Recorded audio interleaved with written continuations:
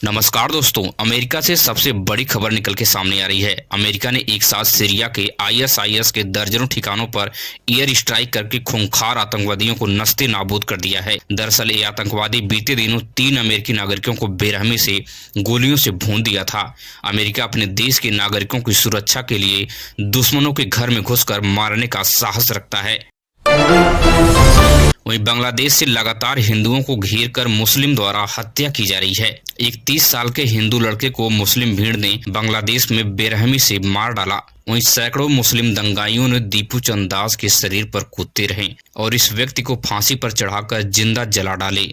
यह तस्वीर बहुत हृदय विदारक है। आज फिर एक रिक्शा चालक गोपाल विश्वास को भीड़ मारने के लिए ले जा रही थी, तभी पुलिस वहां की रोकने की कोशिश की, लेकिन फिर भी भीड़ नहीं मानी, अपने काम को करती रही और पता नहीं कहां पे ले जाकर इसके साथ क्या किया होगा, अभी तक इसकी कोई खबर नहीं है। इतने बड़े पैमाने पर हिंदुओं को टारगेट किया जा रहा है, लेकिन प्रधानमंत्री मोदी मौन होकर तमाशा देख रहे हैं। भारत का हिंदू यह सवाल कर रहा है कि मोदी जी को अब और कौन सी ताकत चाहिए जो हमें हिंदुओं की सुरक्षा दे सकेंगे।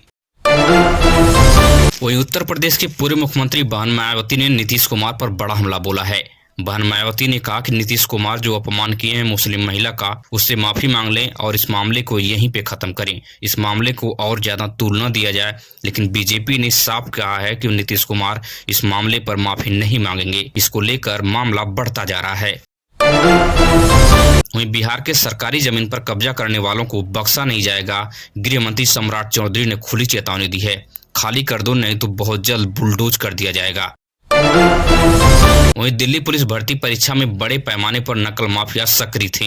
अलवर पुलिस ने इस गैंग का पूरी तरह से भंडाफोड़ कर दिया। एक अभ्यर्थी को गिरफ्तार किया और यहीं से पूरी तरह से मामला भंडाफोड़ हो गया। 7 से 10 लाख रुपए लिए थे अभ्यर्थी से। छात्र सुरेंद्र सैनी ने पुलिस पूछताछ में बताया कि कंप्यूटर पर सवाल अपने आप सही ऑप्शन पर ट्रिक हो जा रहे थे। अब आप सोच लीजिए कि आप कितना भी पढ़ लिख लीजिए, लेकिन इस गैंग से आप नहीं पा सकते। आप सोचिए 7 से 10 लाख रुपए जो देंगे वह सीधे नौकरी में जाएंगे और आप पढ़ लिख कर इतनी बेहतरीन ऑप्शन नहीं कर सकते हैं। सरतन से जुदा करने का नारा लगाकर हजारों उपद्रवियों की भीड़ ने शिव शक्ति धाम डासना में हमला कर दिया था। इस पोस्ट को जुबैर ने किया था, जिसके बाद इसके ऊपर धारा 152 में मुकदमा दर्ज कर दिया गया था। आज हाईकोर्ट ने इसकी याचिका को खारिज कर दिया है। इलाहाबाद हाईकोर्ट ने साफ कहा है कि ऐसे उपद्रवियों को सख्त सजा दी जाएगी। वहीं पे सुप्रीम कोर्ट और केंद्र सरकार के गठजोड़ से अरावली पर्वत को खत्म करने का प्रयास किया जा रहा है। माना जा रहा है कि अगर अरावली के जंगलों को छेड़छाड़ की गई तो भारत में प्रलय जैसी प्रकोप आ सकता है, लेकिन भारत सरकार मुट्ठी भर अमीरों के लिए ऐसे खतरनाक काम करने का प्रयास कर रही है। राजस्थान की बीजेपी सरकार भजन लाल शर्मा के नेतृत्व में इस कुकर्म को करने का प्रयास कर रही है। वहीं पर असम से दिल दहलाने वाली खबर सामने आ रही। राजधानी एक्सप्रेस ट्रेन से टकराकर 8 हाथियों की जान चली गई है। यह टक्कर इतनी भयावह थी कि इसमें कई हाथी पूरी तरह से चकनाचूर हो गए। वहीं पे योगी आदित्यनाथ ने यू टर्न ले लिया है। बड़े पैमाने पर विरोध करने के बाद लेखपाल भर्ती में आरक्षण घोटाला पर सख्ती दिखाई है। अधिकारियों को चेतावनी दी है कि ओबीसी आरक्षण घोटाले में जो सीटों का बंटवारा हो उसको जल्द से सुलझाया जाए, नहीं तो अधिकारियों के ऊपर बड़ी कार्रवाई होगी। वहीं उत्तर प्रदेश, मध्य प्रदेश, राजस्थान के किसानों के सामने बड़ा संकट खड़ा हो गया है। दरअसल खेतों में फसल तैयार है, लेकिन खाद टाइम से नहीं मिल रही है।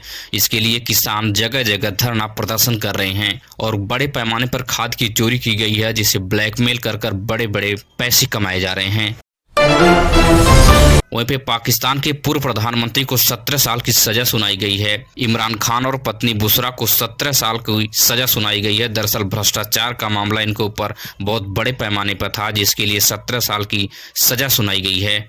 वहीं पे बिहार की सफाई के लिए बिहार सरकार मोबाइल ऐप के जरिए बिहार के सिवान के लखवा ग्राम पंचायत में इस तकनीकी का प्रयोग किया है। देश का पहला गांव बन गया है जहां पे मोबाइल ऐप के जरिए घर घर कूड़ा कचरा को इकट्ठा किया जा रहा है और गांव को सफाई की जा रही है। नीतीश कुमार के लिए यह बहुत बड़ी उपलब्धि है।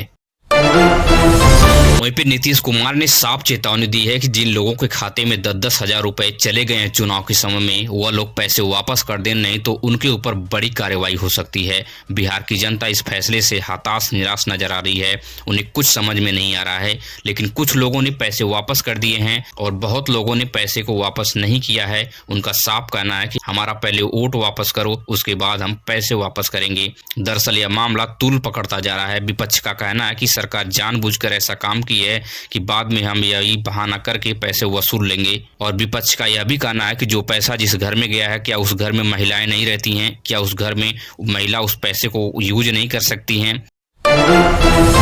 वहीं पर गुजरात में 70 लाख और तमिलनाडु में 97 लाख वोटों को काट दिया गया है। दरअसल यहां पर एसआईआर किया गया और बड़े पैमाने पर वोट की कटौती की गई है। इन राज्यों में विपक्ष का साफ कहना है कि एसआईआर के बाद चुन चुनकर उन वोटों को काटा गया जो वोट बीजेपी को नहीं जाते हैं, इसलिए इनके ऊपर बहुत ही बड़े सवाले निशान खड़े हुए हैं। लेकिन चुनाव आयोग इस बात को पूरी तरह से खारिज किया है। विपक्ष का कहना है कि बीजेपी के लिए पूरी तरह से चुनाव आयोग जगह जगह पिच तैयार कर रहा है, जहां जहां पे आने वाले समय में चुनाव हैं। वहीं पे हरियाणा में मुख्यमंत्री नायब सिंह सैनी के खिलाफ लाया गया अविश्वास प्रस्ताव कांग्रेस के द्वारा विफल हो चुका है। कांग्रेस ने इस प्रस्ताव में साबित नहीं कर पाया कि नायब सिंह सैनी के साथ विधायक कम हैं। कांग्रेस विधायकों ने संसद में वॉकआउट कर दिया। उसके बाद वोटिंग हुई। उसके बाद पता चला कि कांग्रेस इस मामले में पूरी तरह से फेल हो चुकी है।